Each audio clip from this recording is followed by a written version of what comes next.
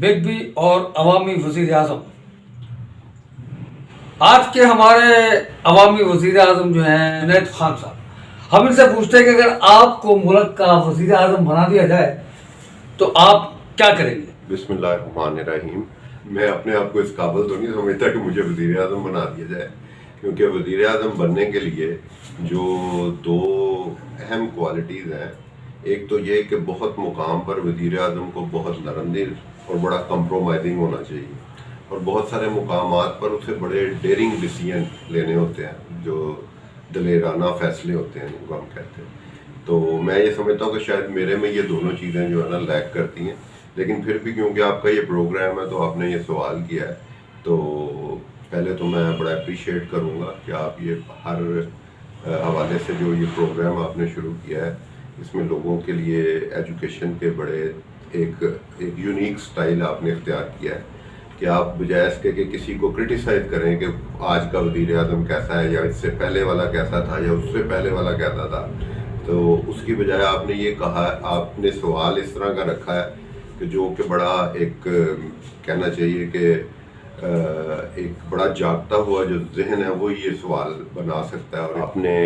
जो मुझसे सवाल किया है वो सवाल आपका एक बहुत अच्छा और बड़ा वैलिड सवाल है कि अगर मैं वज़ीर आज़म बन जाऊं तो मैं क्या करूंगा इस मुल्क के लिए,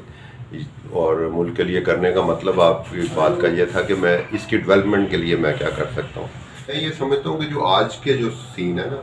प्रीवियसली जो हो चुका है वो तो हो चुका है। हिस्ट्री जो होती है वो सिर्फ इसलिए होती है कि हम उससे सबक ले सकें। आज के जो सिनेरियो है मैं उसमें ये समझता हूँ कि हमारा जो मुल्क है, मैं सिर्फ पाकिस्तान के हवाले से ही बात करूँगा कि पाकिस्तान में जो हुकूमत है, इसके स्टेक होल्डर जिनको मैं समझता हूँ वो चार बड़े अदारे हैं,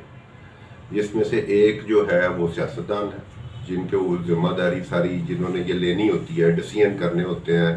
कानून साजी करनी होती है कि मुल्क ने आगे किस तरह से चलना है, हर तरह के मुआशी मामलात को देखना होता है और सारा कुछ करना होता है।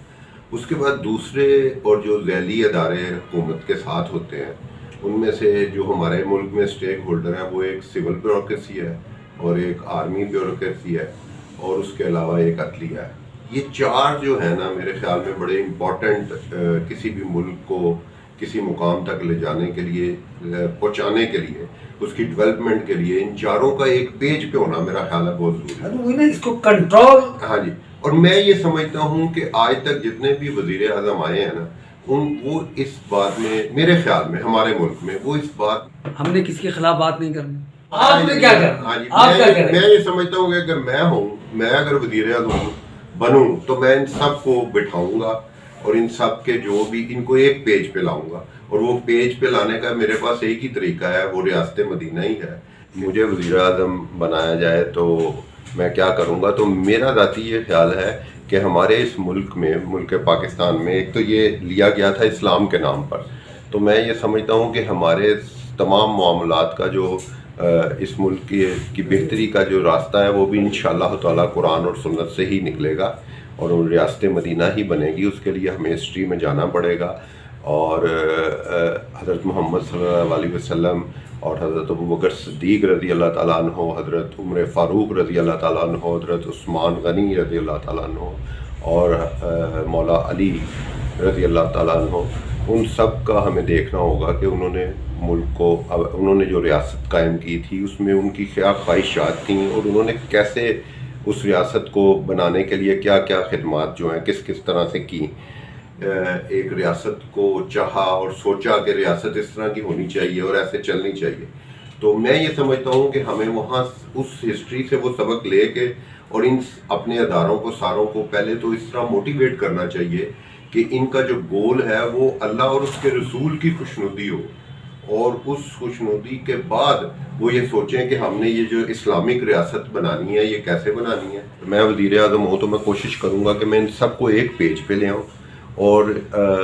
आवाम की खिदमत के लिए इन्हें कहूँ कि ये जदोजहद करें, सारे इनके जो आपसी इख्तलाफात हैं उनको ख़त्म करवाया जाए। जैसे कि आम तौर पे देखा गया है कि सिविल ब्यूरोक्रेसी जो है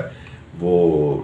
आर्मी ब्यूरोक्रेसी पे इल्ज़ाम लगाती है, आर्मी वाले सिविल पे इल्ज़ाम लगाते हैं, सियासतदान इन दोनों पे इल्ज़ाम लगाते हैं, और फिर अदलिया जो है वो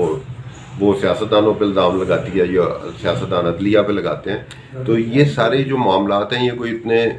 کمپلیکیٹڈ ہے نہیں جن کو حل نہ کیا جا سکتا ہو, کیونکہ یہ سارے ادارے جو ہیں یہ اس ملک کے ادارے ہیں اور اس ملک کے لیے کام کر رہے ہیں, اور ان میں بہت بہت اچھے لوگ موجود ہیں, بہت بہت اچھے لوگ ان میں موجود ہیں, اور انہی میں سے ہی ہمارے ملک کا انشاءاللہ حل نکلے گا. تو میں یہ سمجھتا ہوں کہ اگر میں وزیر اعظم ہوں تو میں ان چاروں کو بٹھاؤں اور ان چاروں کو کہوں کہ وہ قرآن اور سنت کے مطابق ہر چیز کا حل کریں. اور یہ تو میں عرض کر رہا تھا کہ ان چاروں اداروں کو, کیونکہ یہ ہمارے ملک میں اسٹیک ہولڈر ہے ملک کے لیے, یہی اس ملک کے کرتا دھرتا ہے. اگر میں پنجابی میں اس کو آسان زبان میں بیان کروں تو جب بھی ملک میں کوئی خرابی ہوگی تب بھی ہم ان چاروں کی طرف دیکھیں گے. کوئی اچھائی آئے گی تو وہ بھی ان چاروں نے ہی کرنی ہے اس ملک میں, جو اس میں نظام اس وقت تک چل رہا ہے اس کے ہوتے ہوئے. تو ایک تو میں نے جیسے عرض کیا کہ اس کو ہمیں ایک اسلامک اسٹیٹ کے طور پہ ہم نے یہ ملک بنایا تھا, اور اسی میں سے ہمیں اس کا حل جو ہے قرآن و سنت سے لینا ہوگا اور چلانا ہوگا. اور جو یہ بڑے ادارے ہیں ان کو ہمیں بند کرنا ہوگا, اس کے جو کرتا دھرتا لوگ ہیں کہ وہ اس کے تحت ہمارے ملک کے لیے سوچیں اور اس کی ڈیولپمنٹ کے لیے کام کریں اور ایک پیج پر آئیں. ایسا نہ ہو کہ سول بیوروکریسی سارے الزامات آرمی بیوروکریٹس پہ لگائے, آرمی والے سول بیوروکریسی پہ لگائے, دونوں بیوروکریسی مل کے سیاستدانوں پہ لگائے, سیاستدان جو ہے وہ عدلیہ کو کہیں گے جی عدلیہ نہیں ٹھیک ڈیسیژن کر رہی ہے یہ وہ. ان سب کو ایک جگہ پہ بیٹھ کے یہ ڈیسائیڈ ایک جگہ پہ ان کو اکٹھا کرنا جو ہے وہ میں سمجھتا ہوں کہ بڑا ضروری ہے آج کل. میرے خان صاحب, جیسے کہ ہم مسلمان ہو کر انگریزوں کے قوانین کو لیا ہوا ہے, ایک غیر مسلموں نے سب سے پہلے حضور پاک صلی اللہ علیہ وسلم اور سیکنڈ عمر فاروق رضی اللہ تعالیٰ کو. جی بالکل, یہ آپ کے نالج میں ہوگا نا. جی بالکل. تو جو جنید صاحب نے کہا ریاست مدینہ, اور میں نے اتنے انٹرویو کیے جہاں میرے دل کی عکاسی انہوں نے کی, حالانکہ میں نے انہیں نہیں سکھایا نہ میں نے انہیں کچھ کہا, یہ فلمتی ہے سارا. لیکن جنید خان صاحب نے جو کہا ہے میں اس سے بہت ایگری ہوں, اور اللہ تبارک و تعالیٰ ان کے خیالات کو پروان چڑھانے والا ایک وزیر اعظم